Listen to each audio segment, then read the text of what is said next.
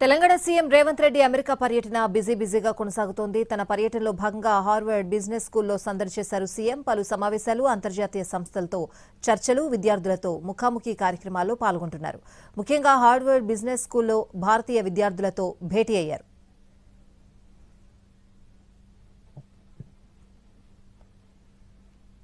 భారతీయ విద్యార్థుల ప్రత్యేక ఆహ్వానంతో క్యాంపస్ను సందర్శించారు సీఎం. ఈ మేరకు విద్యార్థులతో తన ఆలోచనలను పంచుకున్నారు. విద్యార్థులతో జరిగిన చర్చాగోష్ఠిలో సీఎం రేవంత్ తన రాజకీయ ప్రస్థానాన్ని ఎదుర్కొన్న సవాళ్లను వివరించారు. విజయం అనేది అదృష్టం వల్ల రాదని, నిరంతర కృషి, లక్ష్యం పట్ల స్పష్టత ఉంటేనే సాధ్యమని తన విజయ మంత్రాన్ని విద్యార్థులకు బోధించారు. కెరియర్ ప్రారంభంలో ఎదురయ్యే ఒడిదుడుకులను ఎలా అధిగమించాలో విద్యార్థులకు దిశానిర్దేశం చేశారు రేవంత్.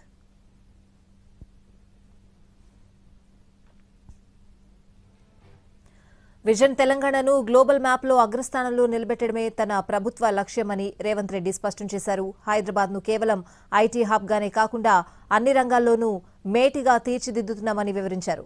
ప్రభుత్వం ప్రతిష్టాత్మకంగా చేపట్టిన ఫ్యూచర్ సిటీ ప్రాజెక్టు గురించి ప్రస్తావించారు. తెలంగాణ అభివృద్ధిలో అంతర్జాతీయ ప్రమాణాలను ఎలా పాటిస్తున్నామో చెప్పారు.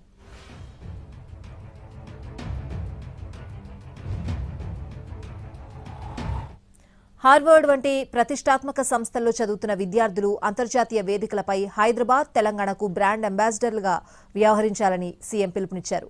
రాష్ట్రంలో ఉన్న అద్భుతమైన అవకాశాల గురించి ప్రపంచానికి చాటి చెప్పాలని కోరారు.